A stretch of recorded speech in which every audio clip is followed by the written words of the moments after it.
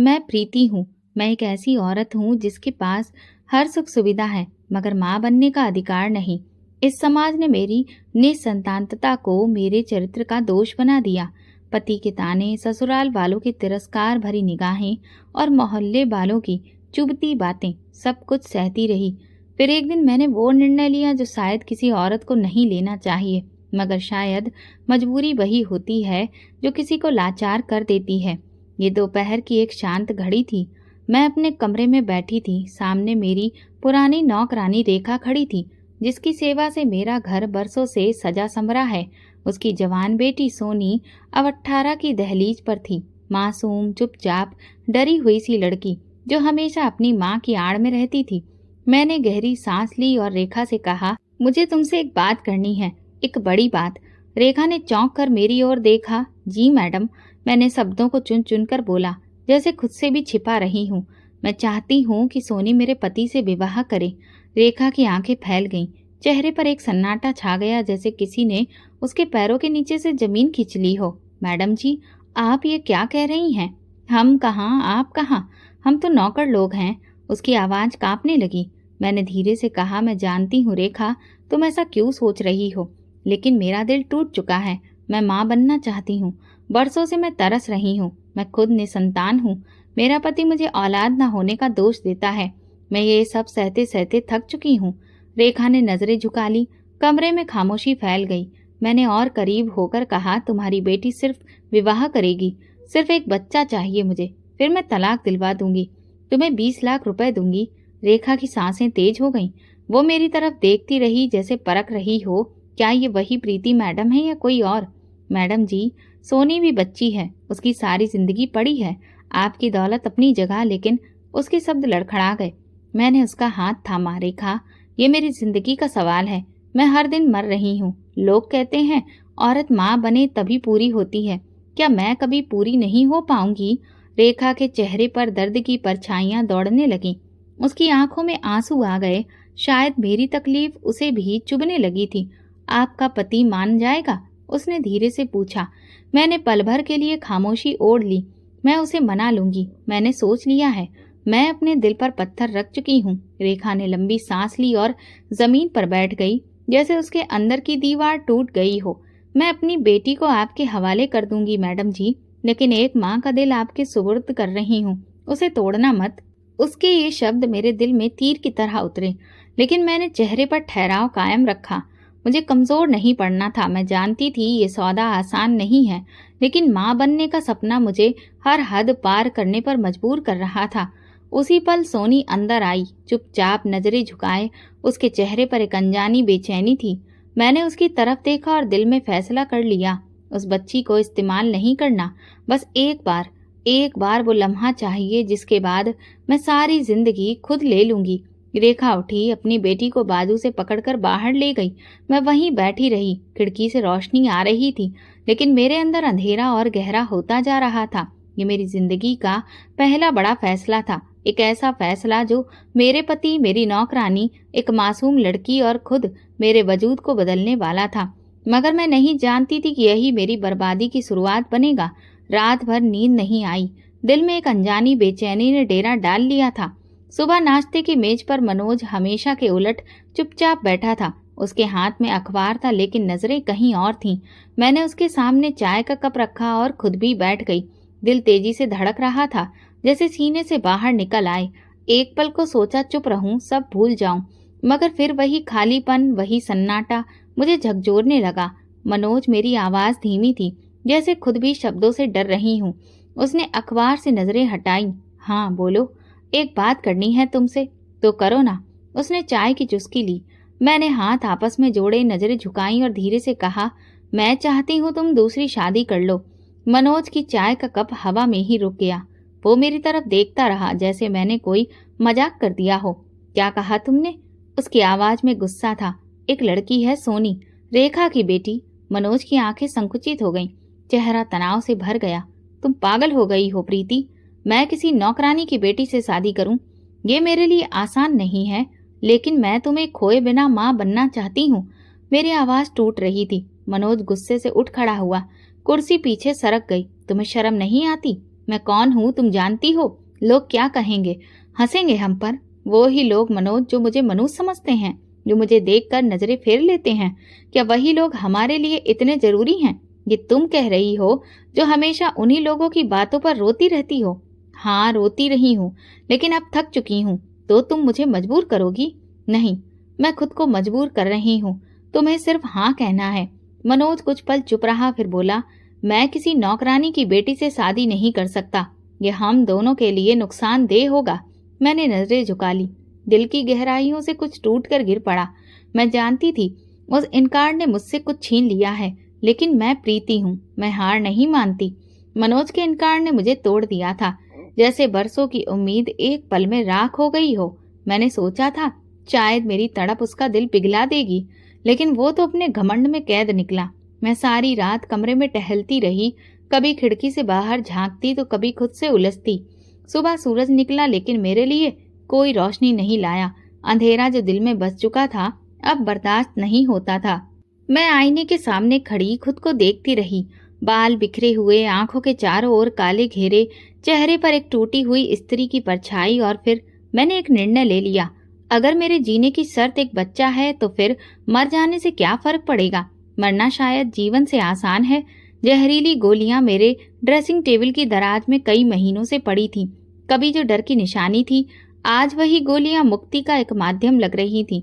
मैंने कांपते हाथों से दराज खोली, शीशी निकाली और पलंग पर बैठ गई। हाथ कांप रहे थे, आंखें धुंधली हो रही थीं, लेकिन दिल में एक अजीब शांति थी, जैसे ये अंतिम पीड़ा हो फिर सब समाप्त। एक एक गोली मैंने मुंह में डाली और पानी के घूंट के साथ निगल ली। फिर कमर के बल लेट गई, आंखें बंद कर ली। शरीर में एक जलन सी दौड़ने लगी, जैसे धीरे धीरे सांसें छूट रही हों। दुनिया की आवाजें मंद होने लगी। दूर से मनोज की आवाज सुनाई दी, जैसे सपने में किसी ने पुकारा हो। दरवाजा जोर से खुला। मैं बस इतना सुन पाई, प्रीति, ये क्या कर लिया तुमने? मनोज ने मुझे बाहों में उठाया। मेरी सांसें धीमी हो रही थीं, लेकिन मैं पूरी कोशिश से उसकी आवाज को सुनने लगी। वो घबरा रहा था, परेशान हो रहा था। कार में डालकर मुझे अस्पताल ले गया। पूरी राह वो बार बार मेरा नाम पुकारता रहा, प्रीति कुछ तो बोलो, होश में रहने की कोशिश करो। अस्पताल में मेरी धड़कन को फिर से शुरू करने की कोशिश की गई। जीवन की एक नाजुक डोर थी जो पूरी तरह टूटी नहीं थी। कुछ घंटों के संघर्ष के बाद मैंने नीम बेहोशी की हालत में आंखें खोलनी शुरू की। धुंधली सी रोशनी, चेहरे पर ऑक्सीजन मास्क और सामने कुर्सी पर सिर झुकाए बैठा मनोज। मेरी आंख खुली तो उसने तुरंत सिर उठाया। उसकी आंखें लाल थीं, बाल बिखरे हुए और चेहरा पश्चाताप से भरा हुआ। उसने मेरा हाथ थामा। प्रीति, मैं नहीं चाहता था ये सब हो। तुम्हें कुछ हो जाता तो मैं मर जाता। मैंने बड़ी मुश्किल से आवाज निकाली, तुम्हें क्या फर्क पड़ता? तुम्हें तो संतान चाहिए, ना कि मैं। मनोज ने आंखें बंद कर ली, जैसे मेरे शब्द उसे चुभ गए हों। नहीं, मुझे तुम चाहिए, सिर्फ तुम। मैं पागल हो गया था, गुस्से में, अपने अहम में। लेकिन जब तुम्हें खोने का ख्याल आया तो ऐसा लगा जैसे जमीन खिसक गई हो मेरे नीचे से। मैंने धीरे से कहा, अगर मेरी जिंदगी से इतनी मोहब्बत है तो फिर मेरी इच्छा क्यों नहीं समझते? मैं समझता हूँ प्रीति, अब समझता हूँ। उसकी आवाज में नरमी थी, एक टूटे हुए इंसान की। आज मैंने उसकी तरफ देखा। तो क्या तुम शादी करोगे सोनी से? वो कुछ देर चुप रहा, नजरें मेरे चेहरे से हटा ली और खिड़की की ओर देखने लगा। फिर धीरे से बोला, अगर ये तुम्हारे जीने की शर्त है तो हाँ, मैं मानता हूँ। मेरी आंखों से आंसू बहने लगे। सच कहूँ, मुझे उसकी रजामंदी सुनकर खुशी नहीं हुई, बस एक सुकून मिला। घर का माहौल खामोश था, मगर उस खामोशी में एक बोझ लटका हुआ था। वो दिन आ चुका था जिसका ख्याल भी मुझे कभी मंजूर नहीं था, और अब मैंने खुद ही उसे हकीकत बना दिया था। सोनी की शादी मेरे पति मनोज से हो चुकी थी। एक विवाह जिसे मैंने खुद अपने हाथों से मुमकिन बनाया, अपने दिल पर पत्थर रखकर एक सपने को पूरा करने के लिए। विवाह की रस्में बेहद सादा थीं। कुछ गवाह रेखा की आंखों में बेचैनी, सोनी का सहमा और खामोश हुआ चेहरा। सोनी और मनोज का एक सपाट चेहरा, जैसे वो अपने आप से नजरें चुरा रहा हो। विवाह के वक्त मनोज को देख मेरी सांस जैसे थम गई। मेरे पति को किसी और के साथ देखना एक ऐसा पल था जो शायद उम्र भर मेरी आंखों में घूमता रहेगा। शाम को सब चले गए। सोनी का जोड़ा अब उसकी खामोशी में दफन हो चुका था। रेखा उसे मेरे पुराने कमरे में छोड़कर चली गई। मैंने खुद को अपने कमरे में बंद कर लिया। दिल में एक अजीब शोर था, जैसे कोई चिल्ला रहा हो कि ये सब गलत है। मगर मैंने खुद को समझाया, ये बलिदान है, ये सिर्फ एक कदम है माँ बनने की ओर। मैंने तकिए में मुंह छुपाकर खुद को खामोशी से रोने दिया। रात का हर पल पीड़ा में बीता। सन्नाटा दीवारों से टकराकर लौटता रहा। कमरे में घड़ी की टिक टिक दिल पर हथौड़े की तरह लग रही थी। मैंने खुद को दोष दिया, खुद को दिलासा दिया और खुद ही खुद से लड़ती रही। सुबह की हल्की रोशनी में मैंने खुद को आईने के सामने खड़ा पाया। आंखों के चारों ओर काले घेरे और चेहरे पर मासूमियत। मैं अब वो प्रीति नहीं रही थी जो कभी जीवन से भरपूर थी। मैं अब एक खाली स्त्री थी जो एक बच्चे की आस में सब कुछ दांव पर लगा चुकी थी। नाश्ते की मेज सजी हुई थी, मगर मेरी भूख कहीं खो चुकी थी। रेखा ने नजरें चुराई। शायद उसे भी समझ नहीं आ रहा था कि क्या कहना है। मैंने एक लंबी सांस ली और उठकर उस कमरे की ओर चल पड़ी जहां सोनी अब पत्नी कहलाने लगी थी। दरवाजे पर दस्तक दी। अंदर से धीमी आवाज आई, आइए। मैंने दरवाजा खोला। सोनी कालीन पर बैठी थी, गोद में चादर, बाल खुले और नजरें जमीन पर। कमरे का माहौल किसी बोझ से भरा हुआ था, जैसे कुछ हुआ ही ना हो या शायद बहुत कुछ हो चुका हो। मैं धीरे धीरे उसके पास बैठ गई।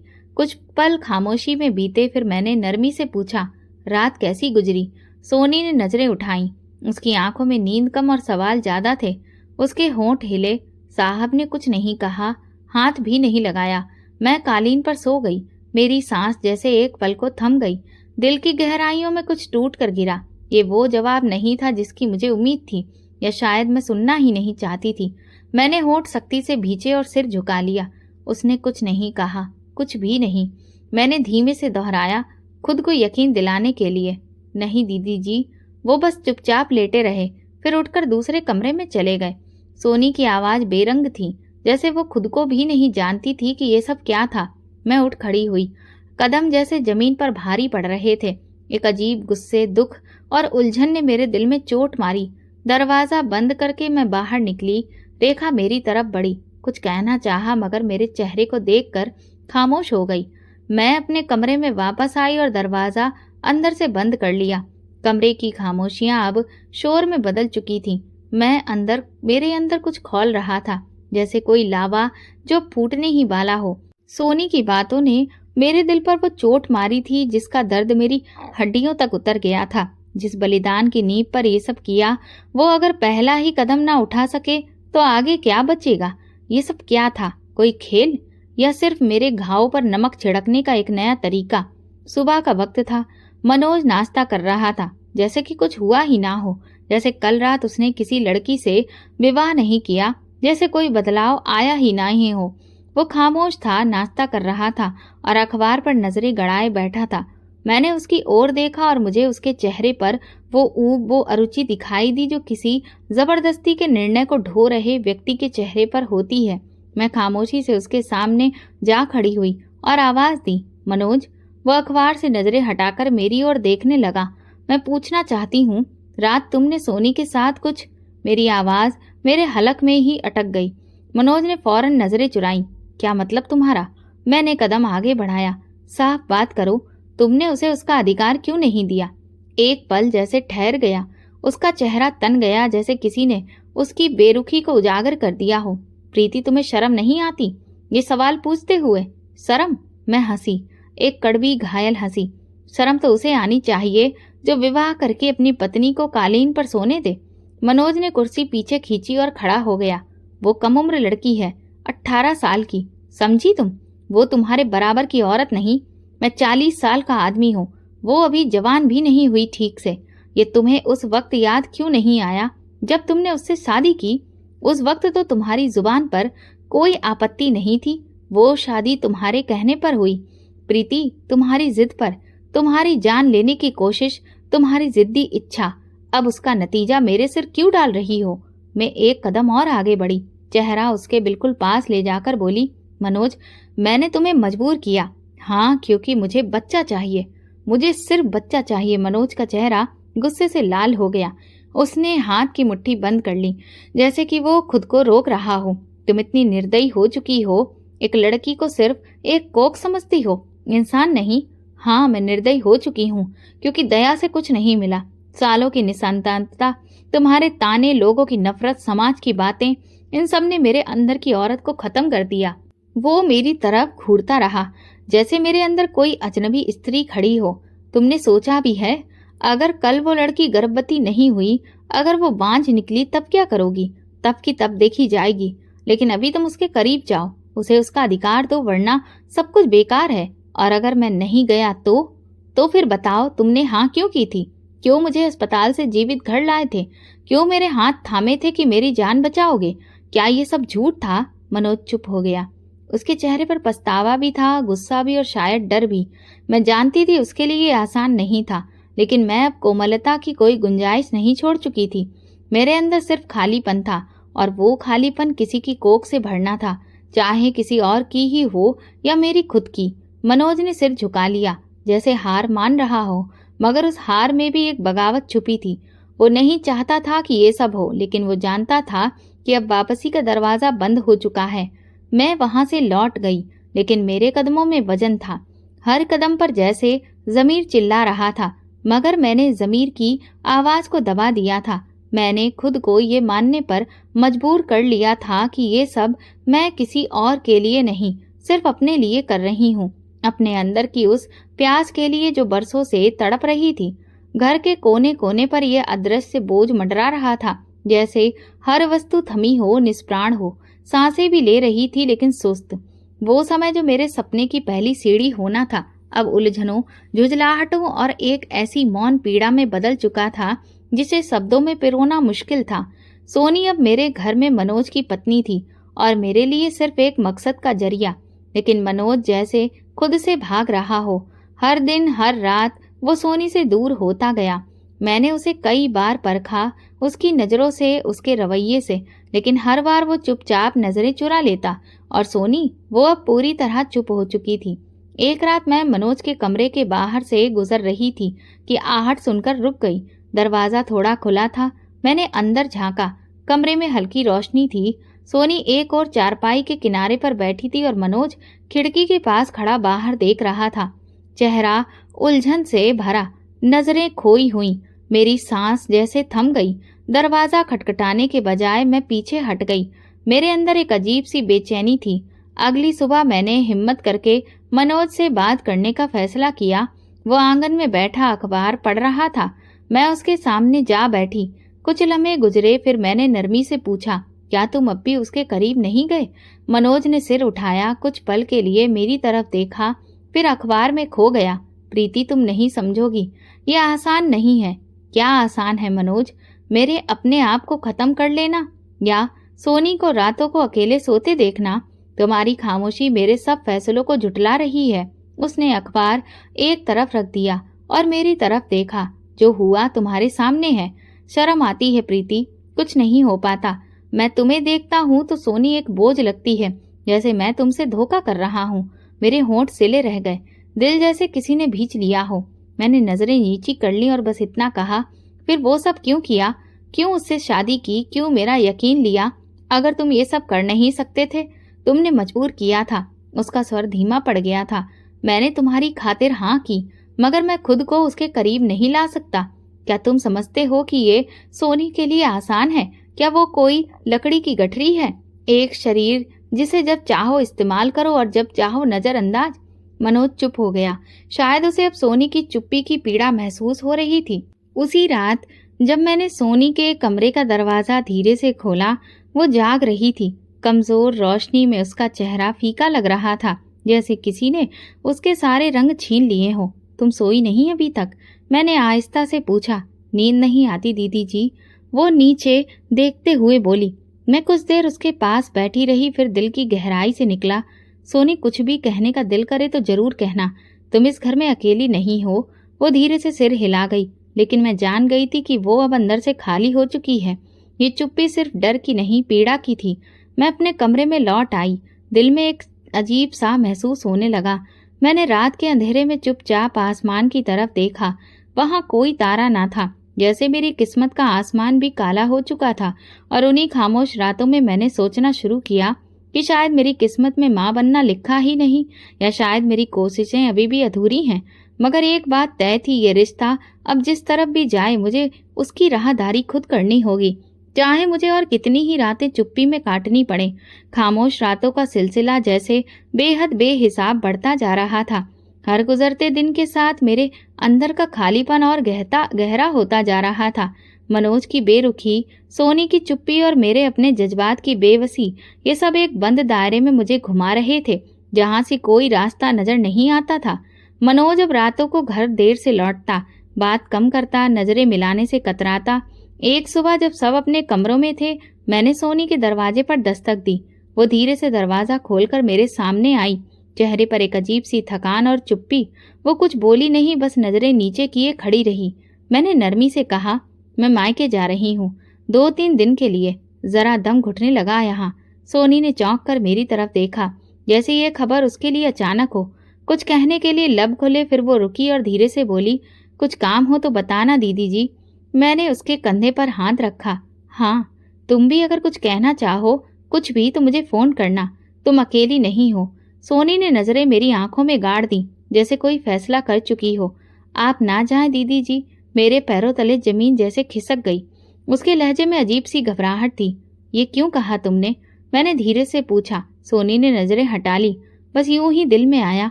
मैं कुछ कहना चाहती थी, कुछ पूछना, मगर फिर खुद को रोक लिया। दिल ने कहा, छोड़ दो, शायद ज्यादा सोच रही हो। कुछ दिन के लिए दूर जाना बेहतर है, शायद इस वक्त दिमाग को कुछ सुकून दे। मैंने अपना सामान पैक किया, मनोज को एक संदेश भेजा, 2 दिन के लिए मायके जा रही हूँ। जवाब आया भी तो सिर्फ ठीक है, ख्याल रखना। गाड़ी में बैठते वक्त घर की दीवारें कुछ और ही लगने लगी, जैसे पीछे कुछ अधूरा छोड़कर जा रही हूँ। सोनी का चेहरा आंखों में घूम रहा था, उसकी आंखों की नमी, उसकी आवाज की कांपती लय और वो आखिरी वाक्य, अभी मत जाओ, घूम रहा था। ये वाक्य मेरे मन में ऐसे चिपक गया जैसे सदियों पुराना कोई सपना, जो जागते में भी पीछा न छोड़े। माँ के घर आकर भी मैं चैन से ना रह सकी। अम्मा बार बार पूछती, ठीक हो ना, क्या हुआ है? और मैं हर बार झूठ बोलती, सब ठीक है, बस थोड़ी थकान है। मेरे हाथों में चाय का कप था और दिमाग में सोनी। उसकी आंखें मेरे दिल दिमाग में तस्वीरों की तरह छिपी थीं। 2 दिन गुजर गए। मैंने खुद को समझाया कि ये वक्त शायद बेहतर है, शायद सोनी और मनोज इस दौरान एक दूसरे के करीब आ जाएं, शायद मेरी गैर मौजूदगी उनके बीच की दीवार गिरा दे। मगर दिल की गहराइयों में एक उलझन थी, जो हर पल और भी ज्यादा गहरी होती जा रही थी। तीसरे दिन शाम को सोनी का कोई संदेश न आया। रेखा ने भी संपर्क नहीं किया। मैंने फोन उठाया, नंबर मिलाया, मगर कॉल उठाई न गई। दिल में हल्का सा डर बैठ गया। मैंने अगली कॉल मनोज को की। इस बार उसने तुरंत फोन उठा लिया। सब ठीक है? मैंने जल्दी से पूछा। हाँ, सब ठीक है, तुम चिंता मत करो। मनोज की आवाज में वही सपाट लहजा था, जैसे कुछ छुपाने की कोशिश कर रहा हो। मैंने सोनी के बारे में पूछना चाहा, मगर उसने बात का रुख बदल दिया। तुम कब वापस आ रही हो? कल सुबह, मैंने जवाब दिया, मगर दिल में एक तूफान उठ चुका था। वो रात बहुत लंबी थी, नींद आंखों से मीलों दूर थी। मैं नहीं जानती थी मेरी गैर मौजूदगी में क्या हो चुका है, लेकिन इतना यकीन था कि कुछ तो ऐसा है जो मेरी वापसी का इंतजार कर रहा है, कुछ जो मुझे झंझोड़ कर रख देगा, कुछ जो शायद सब कुछ बदल देगा। सुबह सूरज निकला तो मैंने खुद को फिर उसी दोहरे रास्ते पर पाया, जाना है या नहीं। लेकिन अजीब बात थी, दिल जैसे चाहता भी था कि मैं अभी ना जाऊं। शायद डर था, शायद थकान, या शायद जिद। फोन उठाया और सोनी का नंबर मिलाया। दूसरी बैल पर उसने फोन उठा लिया। नमस्ते दीदी जी। उसकी आवाज कांप रही थी। नमस्ते, कैसी हो? मैंने जैसे आम सी बात की। ठीक हूँ, आप ठीक हैं? कब वापस आ रही हैं? मैंने पल भर को रुकावट की, फिर सर्द लहजे में बोली, नहीं आ रही, अभी कुछ दिन और रुकूंगी। दूसरी तरफ कुछ पल के लिए चुप्पी साध दी। फिर उसने धीरे से कहा, दीदी जी आप आ जाएं। सोनी, मैंने तुम्हें पहले भी कहा था, मुझे बच्चा हर हाल में चाहिए। तुम जानती हो ये सब क्यों हुआ। अब तुम्हें खुद आगे बढ़ना होगा। लेकिन दीदी जी, उसने कहना चाहा, लेकिन मैंने बात काट दी। तुम साहब के करीब होने की कोशिश करो, उनके साथ समय बिताओ। मैं तुमसे मोहब्बत नहीं मांग रही, बस एक कर्तव्य निभाने को कह रही हूँ। ये शादी इसलिए हुई थी कि मैं माँ बन सकूं। दीदी जी, वो मुझसे बात भी नहीं करते, आंख नहीं मिलाते, उसकी आवाज भीगी हुई थी। तो तुम कोशिश करो, उन्हें पास आने दो। पुरुष को एहसास से ज्यादा वातावरण चाहिए। तुम उनके लिए वो वातावरण बनाओ, नरमी से, चुप्पी से, जैसे एक पत्नी करती है। सोनी चुप हो गई। उसकी सांसों की आवाज़ फ़ोन पर साफ सुनाई दे रही थी। मैं तुम्हें तकलीफ में नहीं देखना चाहती सोनी, लेकिन अगर तुम भी कोशिश ना करो तो ये सब बेकार जाएगा। और याद रखो, अगर ये मौका गया तो ना तुम्हें कुछ मिलेगा ना मुझे। मैंने फ़ोन बंद कर दिया। दिल में एक अजीब सा बोझ था, जैसे कुछ कहना रह गया हो, लेकिन मैं जानती थी अब नरमी की गुंजाइश नहीं थी।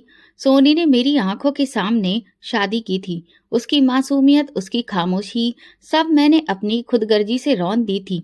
अब मुझे अपनी जिद पूरी करनी थी, हर कीमत पर। उसी रात रेखा का संदेश आया, दीदी जी सोनी चुप चुप रहने लगी है, कुछ खाती भी नहीं, कृपया वापस आ जाइए। मैंने संदेश सुना मगर जवाब नहीं दिया। फिर फोन आया, इस बार सोनी की कॉल थी। मैंने कुछ पल देखा, फिर कॉल उठाई। दीदी जी मैं क्या करूं, वो मुझे देखते भी नहीं, आप वापस आ जाइए ना। उसकी आवाज में घबराहट थी और वही बेबसी जो मेरे दिल को चीरने लगी। सोनी तुम्हें खुद कुछ करना होगा। क्या तुम ये नहीं चाहती कि तुम्हारी माँ को वो सब कुछ मिले जिसकी उसे चाह है? तुम जानती हो ये तुम्हारी माँ का सपना है। वो 20 लाख का वादा तुम्हारे बेहतर भविष्य के लिए था। तुम्हें ये सब समझना होगा। समझती हूँ दीदी जी, लेकिन साहब तो जैसे मुझसे नफरत करते हैं। नफरत नहीं करते, बस झिझक है। वक्त के साथ सब ठीक हो जाएगा। तुम हिम्मत रखो, खुद को मजबूत बनाओ। तुम अब सिर्फ रेखा की बेटी नहीं हो, तुम अब एक पत्नी हो, और पत्नी को अपना हक खुद लेना पड़ता है। सोनी ने जवाब नहीं दिया, मगर उसकी खामोशी में एक थकान थी। मैंने फोन बंद किया और दिल पर हाथ रख लिया। कुछ देर में अम्मा कमरे में आई।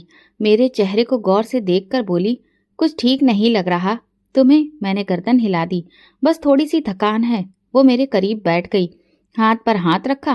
प्रीति, अगर कोई ऐसा फैसला कर लिया हो जो दिल में खटकता रहे तो उसे निभाना बड़ा महंगा पड़ता है। वक्त पर लौट आना सीखो। मैं चुप रही। अम्मा को कैसे बताती कि मैं लौटने के काबिल नहीं रही। मैंने अपनी जिद के साथ वो दरवाजा बंद कर दिया था जिससे लौटने का ख्याल भी मेरे अंदर डर पैदा करता था। उसी रात सोने से पहले मैंने दिल में एक दुआ की कि या तो सोनी मेरे सपने को सच कर दे, या वक्त मुझे इतना पत्थर दिल बना दे कि मैं सोनी के आंसू देखकर भी आंखें ना झपकाऊं। एक दिन माँ बाहर गई थी और मैं कमरे में अकेली बैठी थी। एक पुराना एल्बम निकाला, तस्वीरें पलटते पलटते हाथ रुक गया, आंखें ठहर गई। एक तस्वीर थी जिसमें मैं सफेद जोड़े में बैठी थी, हाथों में मेहंदी और चेहरे पर वो मासूम चमक जो नई नवेली दुल्हन की होती है। उस वक्त मुझे नहीं मालूम था कि शादी के बाद एक दिन मेरी सबसे बड़ी पहचान यही बनेगी, बांझ। तस्वीर को हाथ से नीचे रखते ही जहन की स्क्रीन पर वो पल उभरने लगा जो आज तक मेरे अंदर जिंदा थे। वो दिन जब हमने शादी के बाद 1 साल पूरा किया था। अम्मा की आंखों में उम्मीद थी, ससुराल की औरतों के चेहरों पर बेसब्री और मेरे अंदर एक अनजाना डर। जब 1 साल बाद भी खुशखबरी नहीं आई तो लोगों के अंदाज बदलने लगे, ताने तीखे होने लगे। पहले तो बस सवाल होते थे, क्या खबर नहीं आई? फिर ताने बनने लगे, अच्छी भली लड़की है। और फिर कानाफूसी होने लगी, किसी किसी के नसीब में संतान नहीं होती। मोहल्ले की औरतें जब गर्भवती होती तो मेरे घर का रास्ता बदल लेती। एक बार एक औरत के बच्चे की पैदाइश हुई तो उसकी सास ने मुझे फंक्शन में नहीं बुलाया। वजह ये कि कुछ औरतों की परछाई बच्चे पर भारी पड़ती है। मैंने उस दिन आईने के सामने खड़े होकर खुद को देखा। कोई निशान, कोई दाग तो नहीं था मेरे चेहरे पर। फिर ये मनुष्यत क्यों जुड़ी थी मुझसे? मैंने मनोज को बताया। आंखों में नमी थी, आवाज भीग रही थी। मुझे लोग मनोज कहते हैं। मनोज, तुम्हें भी शर्मिंदगी होती होगी मेरी वजह से। वो हंसा नहीं, न रुका। वो बस सीधा सा जवाब दिया, शर्मिंदगी की बात है प्रीति, ये वो रात थी जब मैं पूरी तरह टूट गई थी। सोफे पर, जमीन पर, बिस्तर पर, जहां जगह मिली आंसू बहाए। मैं किस पाप की सजा भुगत रही हूँ। उसके बाद एक दवाइयों का सिलसिला शुरू हुआ। इलाज, टेस्ट, सब आजमाया। हर माह एक नया सपना, हर माह एक नई उम्मीद और हर महीने एक नई मायूसी। मेरी पूरी जिंदगी एक कैलेंडर में कैद हो गई थी जिसमें दिन नहीं, सिर्फ उम्मीदें और इनकार दर्ज थे। एक दिन मनोज ने मुझे दवा की पर्ची लाकर दी और साथ ही तंज किया, शायद ये आखिरी कोशिश हो, इसके बाद तुम्हें मान लेना चाहिए कि तुमसे नहीं हो सकता। मैंने वो पर्ची फाड़ दी थी। उस दिन आंखों में आंसू थे। मैंने सोनी से शादी इसलिए करवाई थी कि शायद वक्त, तकदीर सब मिलकर वो दरवाजा खोल दे जो बरसों से बंद था। लेकिन अब लग रहा था वो दरवाजा एक और कैद की तरफ खुल गया है। मेरे अंदर एक शोर था, लेकिन बाहर मुकम्मल खामोशी। मैं अम्मा के घर की छत पर बैठी थी। रात का अंधेरा फैल चुका था। सितारे जिन्हें कभी मैं ख्वाहिशें सुनाया करती थी, आज बस बेजान बिंदु लगते थे। दिल में डर जन्म लेने लगा था कि शायद मैंने अपनी आखिरी उम्मीद भी खो दी है। शायद सोनी से शादी करवा के भी कुछ नहीं बदला। शायद वो भी इसे खाली गोद का हिस्सा बन जाएगी, जिसे मैं भरने के लिए सब कुछ कुर्बान कर चुकी हूँ। मैंने अपने हाथों को देखा, वही हाथ जिनसे मैंने सोनी के सिर पर प्यार रखा। लेकिन अब दिल के किसी कोने में एक और ख्याल उठ रहा था, अगर सोनी भी मेरी तरह निसंतान निकली तो क्या मैं फिर उसे भी कसूरवार ठहराऊंगी या खुद को? मैं जानती थी वक्त मेरे फैसले पर फैसला सुनाने वाला है, और उस फैसले की कीमत शायद मेरे सहारे, मेरे रिश्ते, यहाँ तक कि मेरी पहचान तक हो सकती है। रात की ठंडी हवा चेहरे पर लगी, मगर अंदर का बुखार बढ़ता जा रहा था।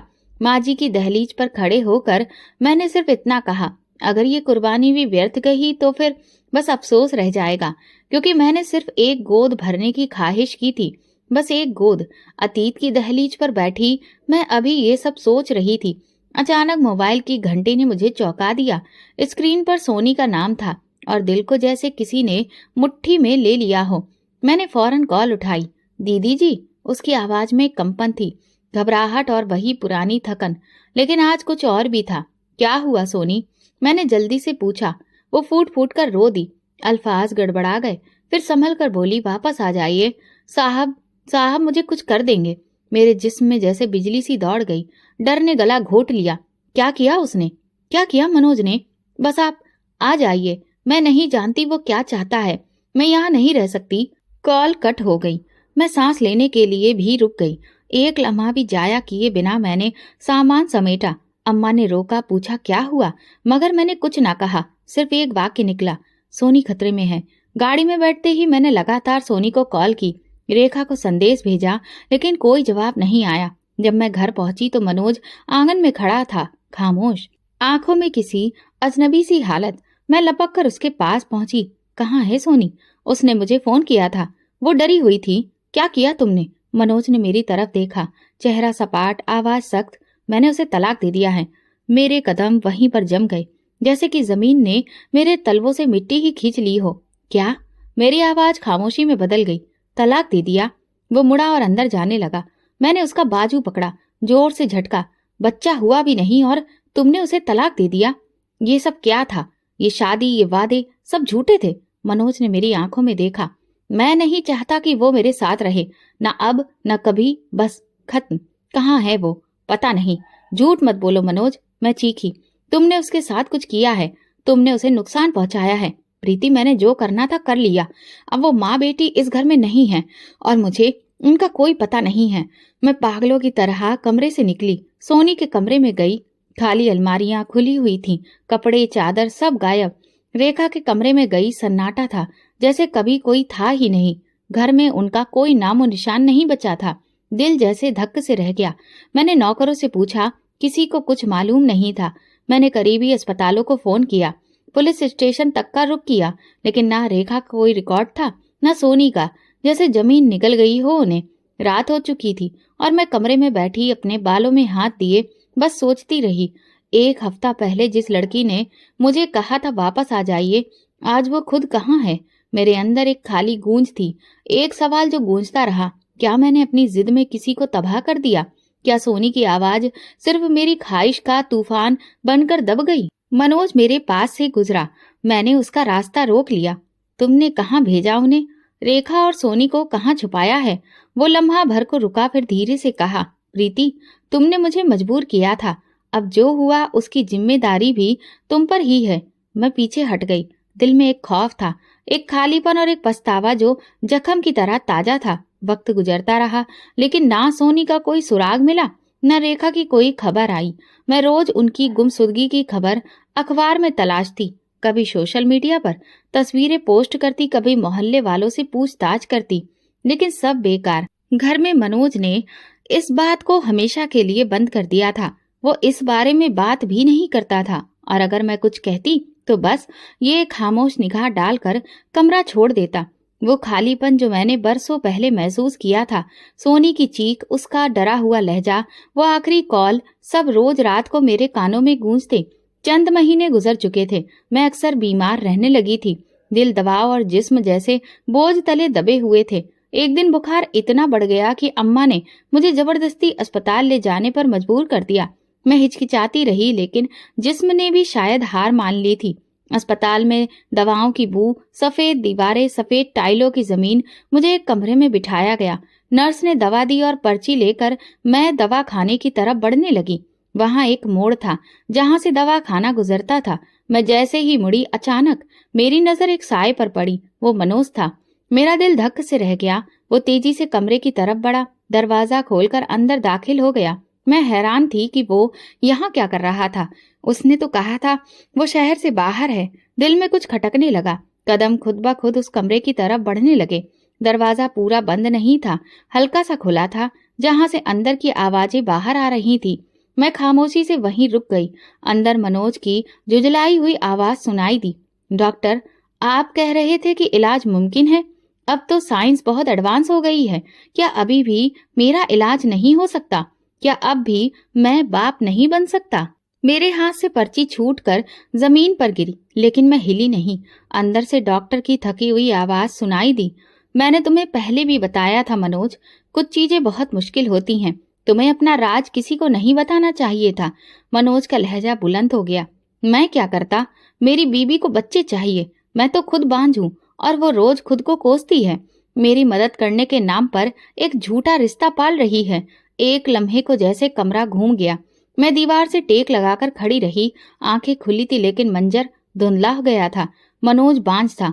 मेरे जहन में वो तमाम साल गूंजने लगे जब उसने मुझे ताने दिए थे, मेरे वजूद पर शक किया था, लोगों के सामने मुझे शर्मिंदा किया था। उस वक्त भी जब मैं रो रो कर कहती थी काश मैं माँ बन सकती, और वो खामोश बैठा रहता, जैसे मैं ही सारी इस गलती की जड़ हूँ। मेरी सांस अटकने लगी। मैं वहां से पीछे हटी, तेज तेज कदमों से चलती हुई वहां से बाहर निकली।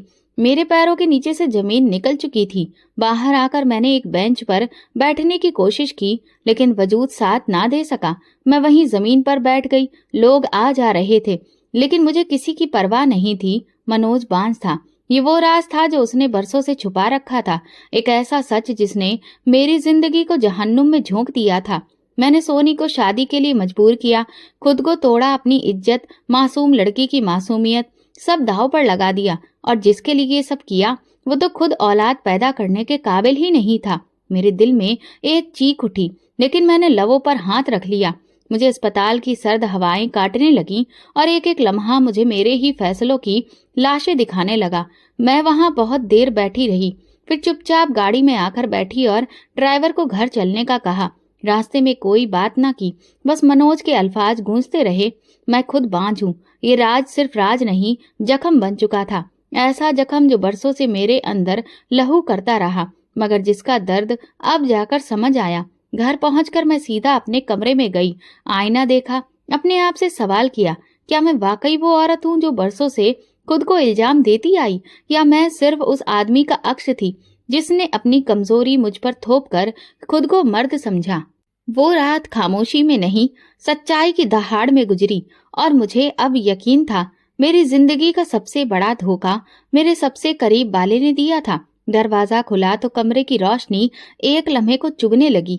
मैं वही थी, वही प्रीति, लेकिन अब मेरे अंदर कुछ भी वैसा नहीं था। कदम थके हुए थे, लेकिन अंदर जो तूफान उठ रहा था वो फटने के करीब था। मेरे दिल में एक ही सवाल, एक ही चीख, एक ही जख्म बार बार तेज हो रहा था। अगर वो खुद बांझ था तो फिर उसने मेरे वजूद को क्यों रौंद डाला? मनोज लॉन्च में बैठा था, जैसे किसी और दुनिया का बंदा हो। मैं खामोशी से उसके सामने जाकर खड़ी हो गई। उसने सर उठाया, लेकिन मेरी आंखों में कुछ देखकर नजरें झुका ली। मैंने एक जुमला कहा, सीधा, कड़ा और चुभता हुआ, जब तुम ही बांझ थे तो मेरी जिंदगी बर्बाद क्यों की? मनोज की सांस अटकी, जैसे ये सवाल नहीं सजा हो। वो सर झुकाए रहा, कुछ न बोला। शायद उसके पास कहने को कुछ बचा ही नहीं था, या शायद उसकी खामोशी में ही सच का इनकार छुपा था। मुझे उसकी नजरें देखकर सब मालूम हो चुका था। खामोशी गूंजने लगी, दीवारें जैसे ताना दे रही थीं। मैं मुड़ी और कमरे से निकल गई। आंगन में पहुंचकर मैंने आसमान की तरफ देखा। अचानक दरवाजे की तरफ से आहट हुई। पुराने चौकीदार ने आकर नमस्कार किया। उसकी आंखों में कुछ हिचकिचाहट थी। जैसे कि वो कुछ कहना चाहता हो, मगर जुबान साथ नहीं दे रही थी। मैंने उसे बैठने का इशारा किया। क्या बात है? उसने नजरें झुकाई और आहिस्ता से बोला, दीदी जी, एक बात दिल में बहुत दिनों से थी, अब शायद कहना जरूरी हो गया है। मैंने उसे गौर से देखा। वो बूढ़ा शख्स जिसने बरसों मेरा दरवाजा खोला, मेरे दुख सहे, मेरी खामोशी देखी, आज वो कुछ ऐसा कहने जा रहा था जो सब कुछ बदल सकता था। जिस दिन सोनी चली गई, उस दिन मैंने साहब को देखा था। वो एक अजनबी आदमी को लेकर सोनी के कमरे की तरफ गए थे। मुझे लगा शायद कोई रिश्तेदार है, लेकिन जब रात को चीख सुनाई दी, मैं दौड़कर गया तो सोनी का दरवाजा खुला था। वो जमीन पर बैठी रो रही थी और वो आदमी जल्दी से निकलकर चला गया। मेरी आंखों में वहशियत उतरने लगी। नजरें उठाई, साहब ने उसे चुप करवाया और दूसरे दिन रेखा को बुलाकर कहने लगे, इस शहर से चली जाओ, और उसे तलाक दे दिया। साथ ही पैसे दिए और एक धमकी भी, अगर दीदी जी को कुछ मालूम हुआ तो तुम दोनों पर चोरी का इल्जाम लगवा दूंगा। मेरे अंदर जैसे सांस टूटने लगी, लब सिले रहे और दिल जैसे किसी ने निचोड़ दिया हो। वो चीख जो बरसों से दबाई थी, आज वो अंदर से उठ रही थी। मैंने दीवार का सहारा लिया और धीरे से बैठ गई। चौकीदार खामोश खड़ा था, जैसे गवाही दे रहा हो एक ऐसे गुनाह की जो उसने नहीं किया, लेकिन देखा जरूर था। तुमने पहले क्यों नहीं बताया? मेरी आवाज गले में फंस गई थी। डर गया था दीदी जी, साहब बहुत कुछ कर सकते थे और आप तो पहले ही गम में थी। मैंने चौकीदार को जाने का इशारा किया। वो धीरे धीरे पीछे हटता गया और दरवाजा बंद कर गया। अब कमरे में सिर्फ मैं थी और सच, एक ऐसा सच जो मेरी हर कोशिश को जलाकर राख कर चुका था। मनोज ने सिर्फ मुझे झूठ में नहीं रखा, उसने एक मासूम लड़की को इस्तेमाल करना चाहा, उसकी इज्जत को खराब करने की कोशिश की, और जब वो चीख उठी तो तलाक देकर सब कुछ छुपा दिया। मैं उठकर मनोज के कमरे में गई। वो वहां नहीं था, शायद मेरे सवाल से बचने के लिए निकल चुका था। मैंने कमरे के आईने में खुद को देखा। अब मैं वो औरत नहीं थी जो बच्चा मांगती थी। अब मैं वो औरत थी जिसने सच्चाई के बदले अपना सब कुछ खो दिया था। मेरे कानों में उसकी आखिरी आवाज गूंज रही थी, दीदी जी आप वापस आ जाइए। और अब समझ आया वो क्यों कहती थी, क्योंकि उसने वो देखा जो मैं ना देख सकी। उसने वो सहा जो मैं सहने का सोच भी नहीं सकती थी। वो रात मेरे लिए कयामत बन गई। अब कुछ बाकी नहीं था, न ख्वाब, न रिश्ता, न ख्वाहिश, बस एक सच जो हमेशा मेरे साथ रहेगा। मैंने आसमान की तरफ देखा और दिल ही दिल में कहा, काश तुमने पहले बताया होता। मनोज, मैं सिर्फ माँ बनना चाहती थी, मगर तुमने मुझे वो दुख दिया जो किसी कातिल को भी ना मिले। और यूं कहानी खत्म नहीं हुई। सच ने एक खून खौलाया, एक ऐसी औरत के अंदर जो अब खामोश नहीं रहेगी। इस कहानी से हमें ये सबक मिलता है कि जुल्म सिर्फ शारीरिक नहीं होता, कभी कभी खामोश झूठ भी एक पूरी जिंदगी बर्बाद कर देता है। औलाद की ख्वाहिश में इज्जत, रिश्ते और इंसानियत बर्बाद ना करें। हर दुख की जड़ सिर्फ औरत नहीं, सच को जानने की हिम्मत हर रिश्ते को बचा सकती है। दोस्तों, अगर आपको हमारी कहानी पसंद आई हो तो कमेंट करके जरूर बताएं। वीडियो को लाइक करें और ज़्यादा से ज़्यादा शेयर करें। अगर आप चैनल पर नए हैं तो सब्सक्राइब जरूर करें और नोटिफिकेशन बेल दबाएं ताकि अगली अपडेट सबसे पहले आपको मिले। धन्यवाद।